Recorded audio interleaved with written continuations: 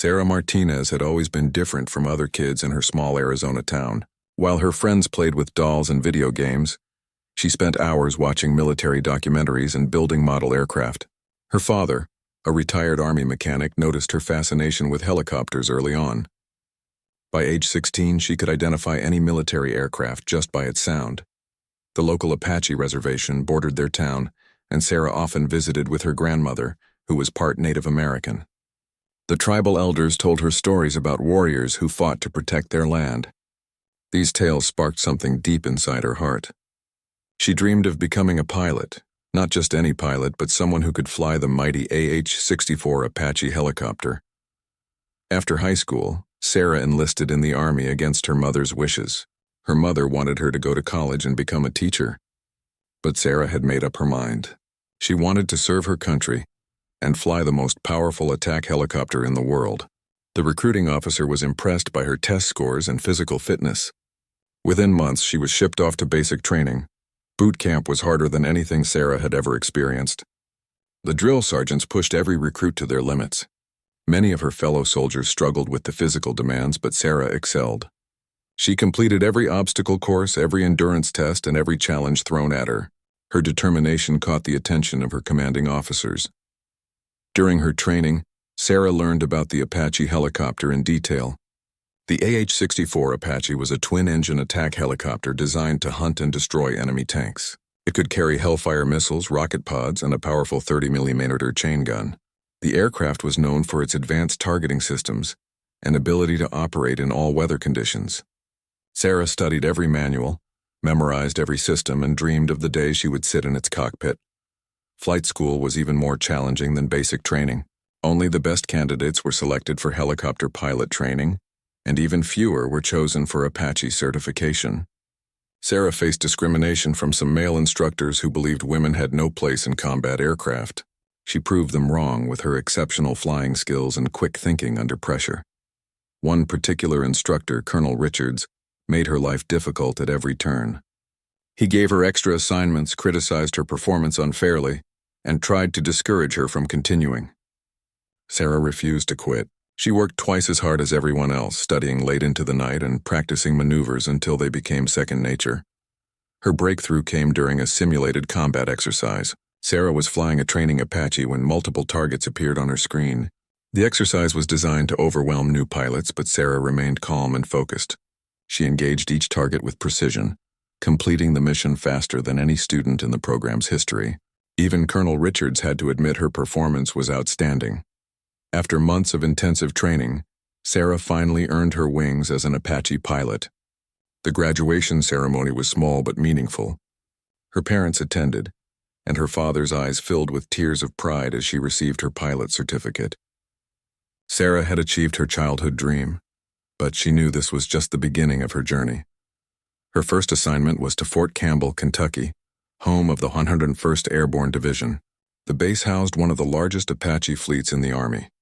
Sarah was assigned to Alpha Company, 1st Battalion, where she would serve as a co-pilot before eventually becoming an aircraft commander. The senior pilots welcomed her with respect, having heard about her exceptional training record. Sarah quickly adapted to military life at Fort Campbell.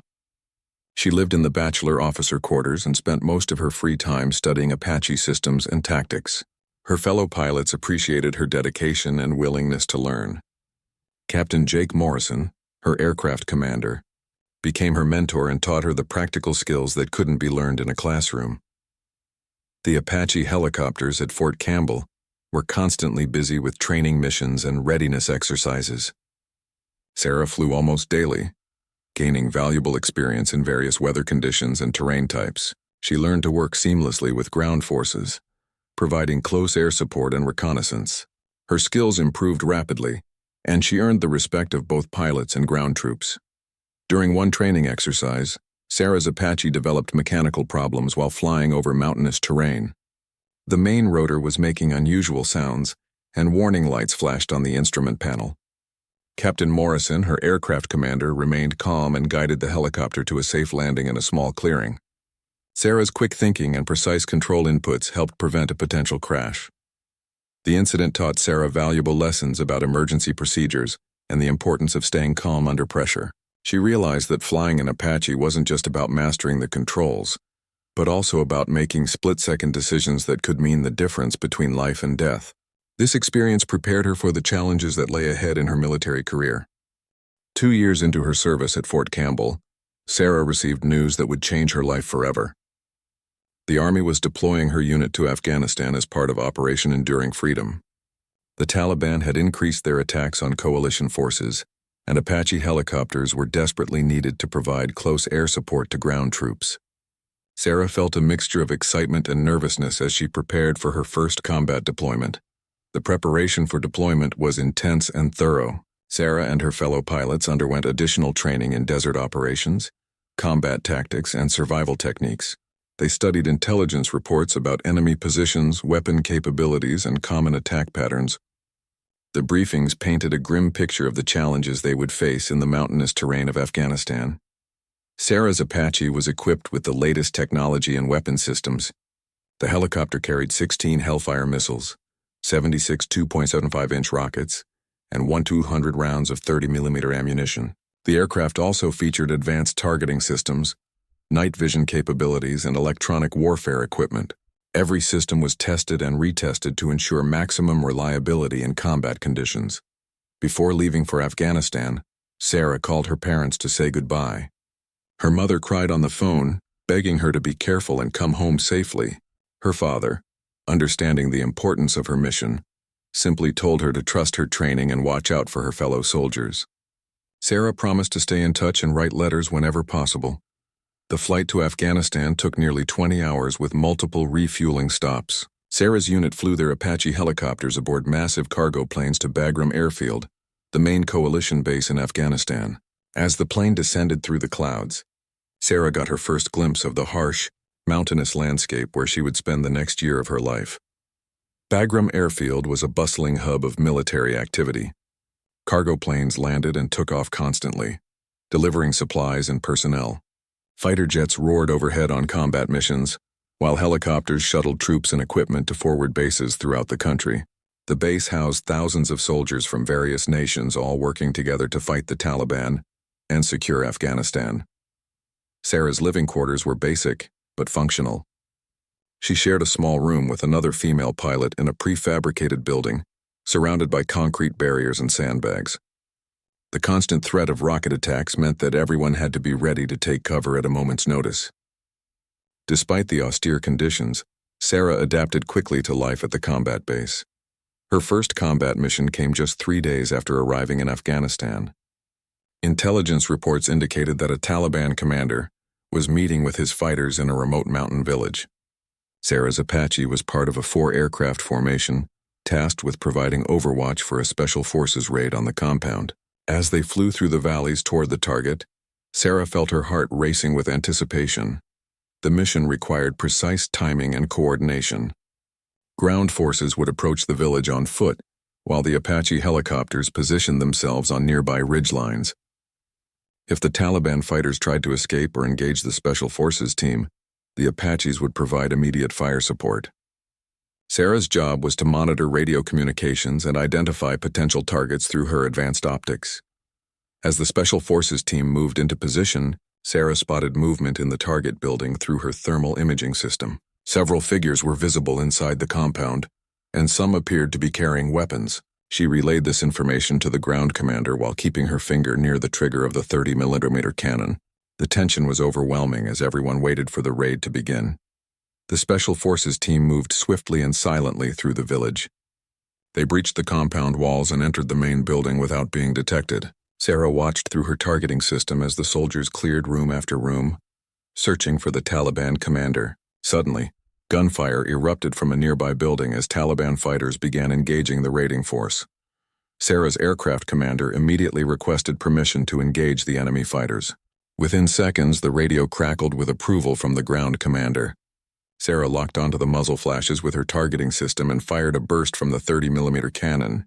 The explosive rounds tore through the building's walls, silencing the enemy fire and allowing the Special Forces team to complete their mission safely.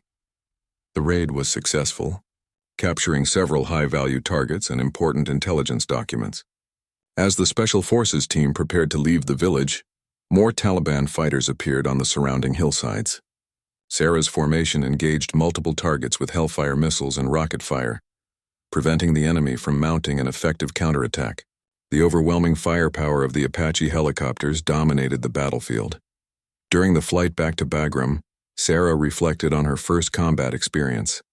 The training had prepared her technically, but nothing could simulate the emotional intensity of actual combat. She felt proud of her performance and the successful mission, but also sobered by the reality of war. The Taliban fighters she had engaged were human beings, even though they were enemies trying to kill American soldiers. Back at the base, Sarah and her crew underwent a detailed debriefing with intelligence officers. They reviewed gun camera footage, discussed tactics, and identified lessons learned for future missions. The successful operation had disrupted a major Taliban cell and prevented planned attacks on coalition forces. Sarah's accurate gunnery and professional performance earned praise from her commanders. Word of Sarah's exceptional performance in combat spread quickly throughout the aviation community at Bagram. Other pilots sought her advice on targeting techniques and combat tactics. She began mentoring newer pilots who had just arrived in theater, sharing her knowledge and experience to help them succeed in their first combat missions. Sarah was becoming a respected leader in the Apache community. 6 months into her deployment, Sarah had become one of the most experienced Apache pilots at Bagram Airfield. She had flown over 50 combat missions, engaged numerous enemy targets, and saved countless American lives. Her reputation for accuracy and bravery had earned her the nickname Eagle Eye among the ground troops who relied on her support. But her most dangerous mission was yet to come. Intelligence reports indicated that a high-ranking Taliban leader named Mahmoud Hassan was planning a major attack on coalition forces. Hassan had been responsible for numerous roadside bombings and suicide attacks that had killed dozens of American soldiers. The CIA had tracked him to a fortified compound in the remote Kunar province near the Pakistan border. This was enemy territory, controlled entirely by Taliban forces. The mission briefing took place in a secure conference room at Bagram. Sarah sat with 3 other Apache crews, listening as intelligence officers explained the target and surrounding threats. The compound was located in a narrow valley surrounded by steep mountains. Taliban fighters controlled multiple observation posts on the ridgelines, equipped with heavy machine guns and rocket-propelled grenades. Colonel Davidson, the mission commander, emphasized the importance of eliminating Hassan before he could execute his planned attack. Intelligence suggested that Hassan was preparing to use captured American weapons in a coordinated assault on a forward operating base. The mission had to succeed regardless of the risks involved. Sarah volunteered to lead the formation, despite knowing the extreme danger. The flight plan called for the 4 Apache helicopters to approach the target area at low altitude, using the mountainous terrain to mask their approach. They would have to navigate through narrow valleys and avoid known enemy positions. The Pakistani border was only 10 miles from the target, creating additional complications if the helicopters strayed into foreign airspace during the mission. Sarah spent hours studying satellite imagery and topographical maps of the target area. She memorized every ridge, valley, and potential landing zone along the route. The terrain was some of the most challenging in Afghanistan, with peaks reaching over 10,000 feet and unpredictable weather patterns. One navigation error could result in a catastrophic crash or international incident. The night before the mission, Sarah called her parents using the base communication center. She couldn't reveal any details about the upcoming operation, but she wanted to hear their voices. Her father sensed something was different in her tone and asked if everything was okay. Sarah assured him she was fine and told him how much she loved both her parents. The conversation lasted only 5 minutes, but it meant everything to her. At dawn, Sarah and the other pilots conducted final pre-flight inspections of their aircraft. Each Apache was loaded with maximum fuel and ammunition for the long-range mission. The maintenance crews had worked all night to ensure every system was functioning perfectly. There would be no second chances or backup aircraft if something went wrong during the operation. The formation took off from Bagram just as the sun cleared the eastern mountains. Sarah led the flight through a series of valleys, staying below radar coverage and avoiding populated areas. The flight path took them through some of the most beautiful and dangerous terrain in the world. Snow-capped peaks towered above while rushing rivers carved deep gorges below. 2 hours into the flight, Sarah's formation encountered their first challenge. A weather front was moving through the target area, bringing low clouds and reduced visibility. Flying through the mountains in poor weather was extremely dangerous, but turning back would mean losing the opportunity to capture Hassan. Sarah made the difficult decision to continue the mission, adjusting their route to avoid the worst weather. As they approached the target valley, Sarah's radar warning receiver began detecting enemy air defense systems. The Taliban had positioned shoulder-fired surface-to-air missiles throughout the area, creating a deadly gauntlet for any aircraft attempting to enter. Sarah knew that their only advantage was surprise and the enemy's inexperience with advanced aircraft like the Apache. The compound came into view just as planned. Nestled against a cliff face at the head of the valley, Sarah could see armed guards patrolling the perimeter and vehicles parked inside the walls. Intelligence had been accurate about the location, but they had underestimated the number of defenders. At least 30 Taliban fighters were visible through her targeting system, all carrying weapons and positioned for defense. Sarah coordinated the attack with precise military efficiency. The 4 Apache helicopters positioned themselves at different points around the valley, creating overlapping fields of fire. She designated targets for each aircraft, ensuring that key defensive positions would be eliminated simultaneously. The element of surprise was crucial to the mission's success. The attack began with Sarah firing the first Hellfire missile at the main gate of the compound. The explosion tore through the reinforced entrance, creating a breach for potential ground forces to exploit later. The other Apache helicopters immediately engaged guard towers and weapon positions, raining down destruction with their powerful cannons and missile systems. Taliban fighters scattered throughout the compound, seeking cover from the devastating aerial assault. Some tried to return fire with rifles and machine guns, but their small arms were ineffective against the heavily armored Apache helicopters. Sarah methodically engaged each defensive position, using her superior optics and weapon systems to eliminate threats with surgical precision. Suddenly, Hassan himself appeared in the courtyard of the compound, recognizable from intelligence photographs. He was running toward a vehicle, apparently trying to escape the attack. Sarah locked onto his position with her 30mm cannon and prepared to fire. This was the moment she had trained for, the opportunity to eliminate a dangerous enemy leader who had killed so many American soldiers. But as Sarah's finger moved toward the trigger, something unexpected happened. A group of children ran into her field of fire, apparently fleeing from a nearby building that had caught fire during the attack. Sarah instantly lifted her finger from the trigger, unable to risk harming innocent civilians. Hassan disappeared into the vehicle and sped away from the compound, escaping into the maze of mountain roads. Sarah's decision to hold her fire when children entered the target area would prove to be both the right choice and the beginning of her greatest challenge. As Hassan's vehicle disappeared into the mountains, Sarah knew she had saved innocent lives but allowed a dangerous enemy to escape. The other Apache pilots in her formation continued engaging defensive positions while Sarah tracked the fleeing vehicle through her advanced optics. The Taliban leader's convoy consisted of 3 vehicles racing along a narrow mountain road. Sarah requested permission to pursue, but her fuel situation was becoming critical. The long flight to the target area and extended combat operations had consumed most of her aviation fuel. She had maybe 30 minutes of flight time remaining before reaching minimum fuel reserves required for the return journey to Bagram. Colonel Davidson's voice crackled over the radio, ordering Sarah's formation to break off the attack and return to base. The primary objective of destroying the compound had been achieved, even though Hassan had escaped.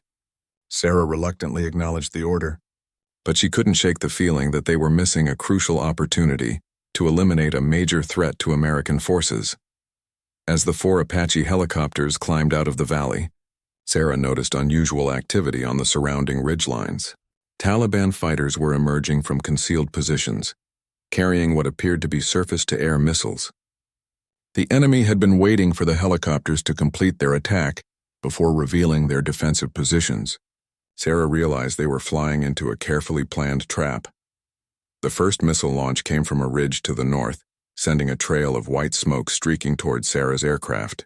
She immediately initiated evasive maneuvers, diving toward the valley floor while dispensing chaff and flares to confuse the incoming missile. The weapon exploded harmlessly behind her helicopter, but more launches were already visible from multiple positions around the valley. Sarah's wingman wasn't as fortunate. A surface-to-air missile struck his Apache's tail rotor, sending the helicopter into an uncontrolled spin. The pilot, Captain Johnson, fought desperately to maintain control as his aircraft descended toward the rocky valley floor. Sarah watched in horror as her friend's helicopter crashed into a boulder field, erupting in flames and smoke. The remaining 3 Apache helicopters immediately began engaging the missile positions with everything they had. Sarah fired Hellfire missiles at the launch sites while her wingmen strafed the ridgelines with cannon fire. The Taliban fighters had chosen their positions well, using natural rock formations and caves to protect themselves from air attack. Many of the missiles and cannon rounds had little effect on the well-concealed enemy positions. More surface-to-air missiles filled the air as the Taliban fighters continued their coordinated attack. Sarah's formation was running low on ammunition and fuel, making their situation increasingly desperate. The radio crackled with emergency calls as one of the remaining Apache helicopters took damage to its engine, reducing its speed and maneuverability significantly. Sarah made a split-second decision that would define her military career. Instead of following orders to retreat, she turned her Apache helicopter back toward the heaviest concentration of enemy fire. She knew that Captain Johnson and his co-pilot might still be alive in the crashed helicopter, and she wasn't going to abandon them to the Taliban. Her aircraft commander protested over the intercom, but Sarah ignored him and dove toward the crash site. The Taliban fighters focused their fire on Sarah's lone Apache as it descended into the valley. Bullets sparked off the helicopter's armored hull, while missiles streaked past the cockpit windows. Sarah's hands moved with practiced precision, manipulating the flight controls while simultaneously engaging enemy positions with her weapon systems. She was flying and fighting at the absolute limits of human capability. As Sarah approached the crash site, she could see movement near the wreckage. Captain Johnson was crawling away from his burning helicopter, dragging his unconscious co-pilot through the rocks. Both men were injured and bleeding, but they were alive. Taliban fighters were moving down the mountainside toward them, intent on capturing or killing the downed American aviators. Sarah positioned her Apache between the approaching Taliban fighters and the crash survivors. She unleashed devastating fire from her 30mm cannon, cutting down enemy fighters as they tried to reach the Americans.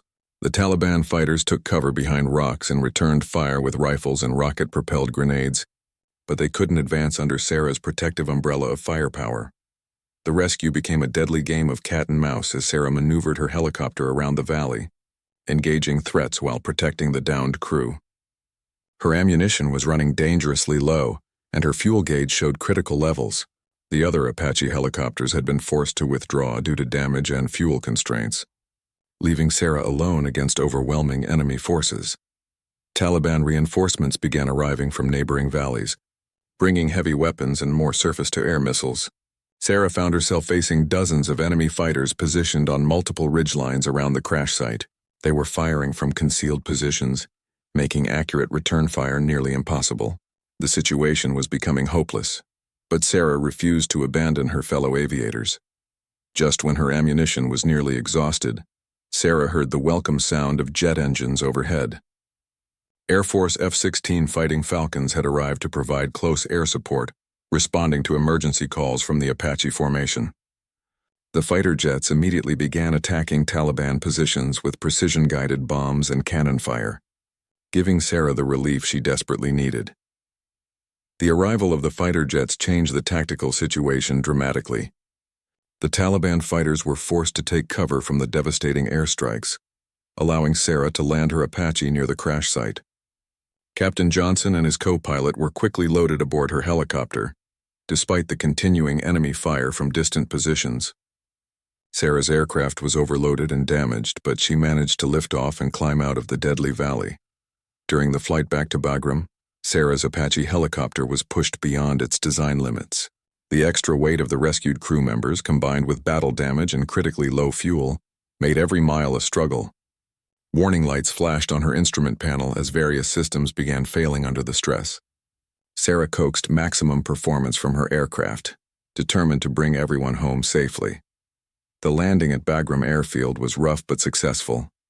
Medical personnel rushed to treat the injured crew members while maintenance teams swarmed over Sarah's battle-damaged helicopter. The aircraft had taken multiple hits from small arms fire, and several critical systems were barely functioning. It was a miracle that Sarah had been able to complete the mission and rescue her fellow aviators. Sarah's heroic actions during the mission earned her immediate recognition from military leadership. She had disobeyed direct orders to retreat, but her decision had saved the lives of 2 American aviators. The rescue operation had also provided valuable intelligence about Taliban defensive tactics and weapon capabilities in the region. News of Sarah's heroic rescue mission spread rapidly through military channels, reaching the highest levels of command. Within days, she was summoned to meet with General Morrison, the commanding general of all coalition forces in Afghanistan. The general wanted to personally hear about the mission and understand how one Apache pilot had managed to hold off dozens of Taliban fighters while rescuing her fellow aviators. The meeting took place in the general's secure conference room at Bagram Airfield. Sarah felt nervous as she entered the room, unsure whether she would be praised for saving lives or disciplined for disobeying orders. General Morrison was a stern-looking man with gray hair and intense eyes, known for his direct communication style and high standards for military performance. General Morrison listened intently as Sarah described the mission in detail. She explained her decision to turn back and protect the crash survivors, despite orders to retreat. The general asked pointed questions about her tactical decisions, ammunition management, and coordination with supporting aircraft. Sarah answered honestly, accepting responsibility for both her successes and any mistakes she had made. To Sarah's surprise, General Morrison commended her actions and announced that she was being recommended for the Silver Star, one of the military's highest decorations for valor. He explained that her courage under fire and successful rescue of fellow aviators exemplified the best traditions of the Army aviation community. Sarah felt overwhelmed with emotion, thinking about her parents and how proud they would be. However, the general also had disturbing news to share. Intelligence reports indicated that Hassan, the Taliban leader who had escaped during the compound attack, was planning an even larger operation against American forces. The successful rescue mission had inadvertently provided Hassan with valuable intelligence about American tactics and capabilities. He was using this information to plan a coordinated attack on multiple coalition bases. General Morrison assigned Sarah to a special task force dedicated to hunting down Hassan before he could execute his planned attacks. The task force included the most experienced Apache pilots, special forces operators, and intelligence analysts in theater. Their mission was to track Hassan's movements and eliminate him before he could strike at American forces. The task force operated from a classified location near the Pakistan border, using advanced surveillance equipment and human intelligence networks to monitor Taliban activities. Sarah flew daily reconnaissance missions, using her Apache's sophisticated sensors to gather intelligence on enemy movements and communications. The work was dangerous and exhausting, but critically important for protecting American lives. After 2 weeks of intensive surveillance, the task force located Hassan's new hideout in a remote mountain cave complex. The location was even more challenging than the previous compound, situated on a nearly vertical cliff face accessible only by foot trails. Traditional airstrikes would be ineffective due to the natural protection provided by the rock formations. Sarah volunteered to lead a precision strike mission using specially modified Hellfire missiles designed to penetrate cave systems. The operation would require her to fly her Apache helicopter within feet of the cliff face, exposing herself to enemy fire while delivering accurate strikes on the cave entrances. It was an extremely dangerous mission with little margin for error. The mission briefing revealed additional complications that made Sarah's task even more difficult. Intelligence indicated that Hassan was holding American hostages captured during recent Taliban raids. Any attack on the cave complex had to be precise enough to eliminate Hassan while avoiding harm to the innocent prisoners. Sarah would have only one opportunity to strike before the enemy could retaliate or harm the hostages. On the morning of the mission, Sarah received an encrypted communication from an unexpected source. Hassan himself had somehow obtained her military radio frequency and was attempting to negotiate directly with her. He spoke in accented English, praising her flying skills and offering to release the American hostages in exchange for safe passage to Pakistan. Sarah immediately reported the communication to her commanders. Colonel Davidson, the task force commander, authorized Sarah to engage in limited communications with Hassan while preparing for the strike mission. The goal was to gather intelligence about the hostage locations and Hassan's defensive preparations. Sarah felt strange talking directly with the enemy leader who had killed so many American soldiers, but she understood the tactical importance of the information. Hassan revealed that he knew about Sarah's reputation as an exceptional pilot and the rescue mission that had made her famous. He expressed genuine respect for her flying abilities while making it clear that he considered her a worthy adversary. The conversation was surreal, with mutual professional respect existing between two people who were trying to kill each other. During their radio exchanges, Hassan made an unexpected proposal. He challenged Sarah to single combat, suggesting that their conflict could be settled by a one-on-one aerial duel rather than risking the lives of innocent hostages. Hassan claimed to have access to a captured American helicopter and pilot training from former Soviet advisors. Sarah found the proposal both intriguing and obviously impossible to accept. Sarah's mission launched at dawn, with her Apache helicopter approaching the cave complex through a maze of narrow canyons. The flight path required precise navigation through terrain that seemed designed to destroy aircraft. Razor-sharp rock formations jutted from canyon walls, while unpredictable wind currents threatened to slam her helicopter into the mountainside. As Sarah approached the target area, her radio crackled with Hassan's voice one final time. He warned her that the cave complex was heavily defended and that she would not survive the mission. But he also expressed hope that she would somehow escape, saying that warriors like her were rare and deserved to live. Sarah found his words both threatening and strangely respectful. The cave complex came into view as Sarah rounded a final canyon bend. She could see multiple cave entrances carved into the cliff face, connected by narrow ledges and rope bridges. Armed guards were visible at several positions, and the gleam of metal suggested heavy weapons positioned to defend against air attack. Sarah realized that Hassan had turned the natural fortress into a nearly impregnable defensive position. Sarah began her attack run, diving toward the cliff face while lining up her first target. The specially modified Hellfire missiles required extremely precise aiming to penetrate the cave systems effectively. She had to fly within 500 feet of the target while maintaining perfect stability for accurate missile guidance. Enemy fire erupted from multiple positions as Taliban fighters recognized the approaching threat. Bullets and rocket-propelled grenades filled the air around Sarah's Apache as she maintained her attack approach. The helicopter's armored hull deflected most of the small arms fire, but larger weapons posed a serious threat to her aircraft's survival. Sarah focused on her targeting system, blocking out the chaos of combat while preparing to fire her first missile. The first Hellfire missile struck its target perfectly, penetrating deep into the cave system before exploding. Secondary explosions indicated that the weapon had hit an ammunition storage area, causing significant damage to Hassan's defensive preparations. Sarah immediately maneuvered to engage the next target, while Taliban fighters adjusted their defensive fire to track her movement. As Sarah maneuvered her Apache helicopter for the second strike, the impossible happened. Hassan's voice crackled over the radio again, but this time he wasn't speaking from the cave complex. The distinctive sound of rotor blades filled the air as an enemy helicopter rose from behind a nearby ridge. Hassan had somehow acquired a Russian-made Mi-24 Hind attack helicopter and was challenging Sarah to the aerial duel he had proposed. The Mi-24 Hind was a formidable opponent, heavily armed and armored like Sarah's Apache. Hassan had clearly received professional pilot training, as evidenced by his smooth control inputs and tactical positioning.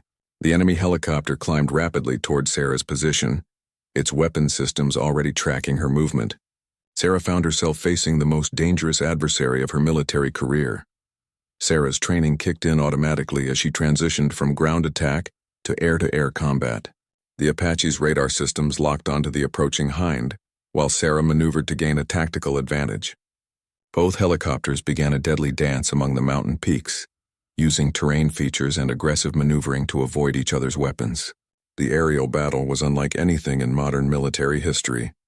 Hassan proved to be a skilled pilot, using the Hind's superior speed and armor to offset the Apache's advanced technology.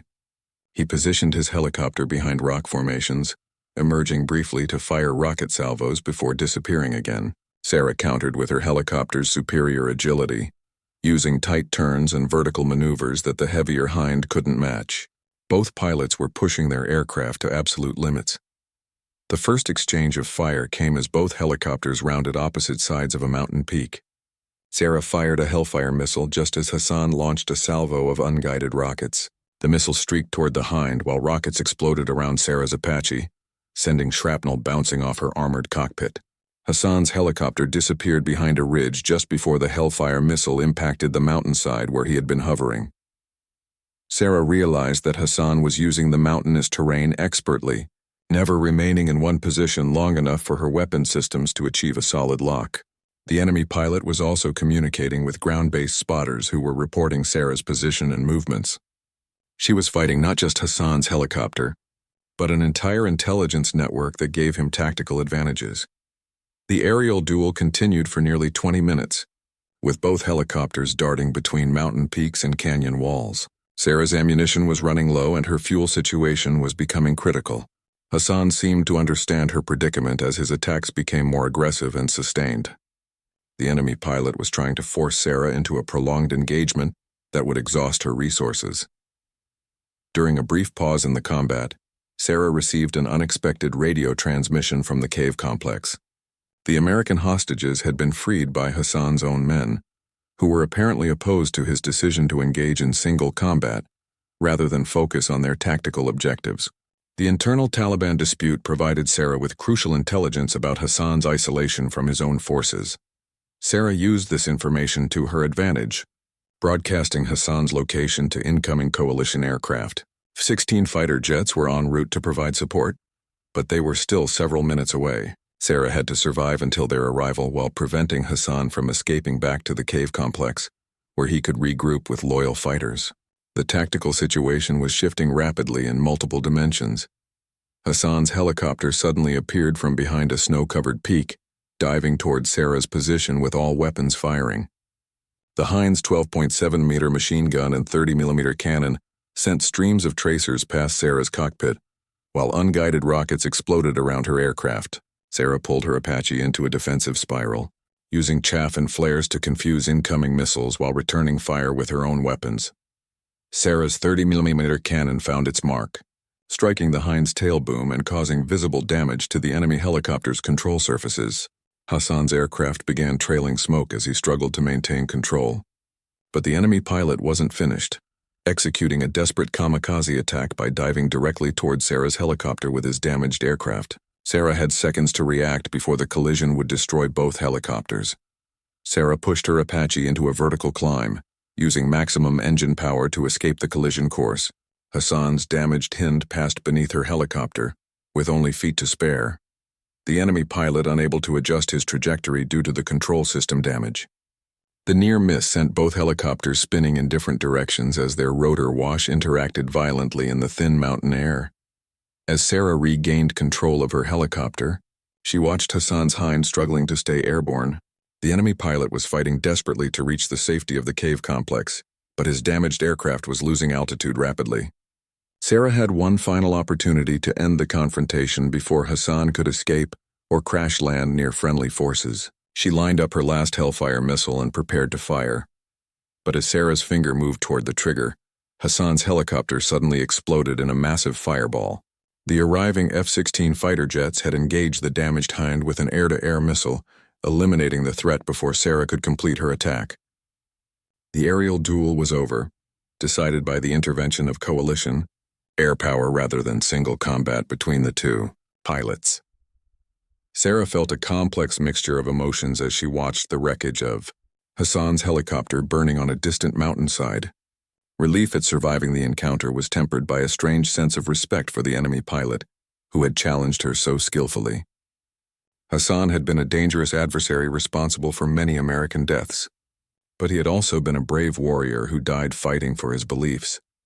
The flight back to base gave Sarah time to reflect on her experiences in Afghanistan. She had completed dozens of combat missions, rescued fellow aviators under fire, and engaged in aerial combat against a skilled enemy pilot. Her actions had saved countless American lives and contributed significantly to the coalition's mission success.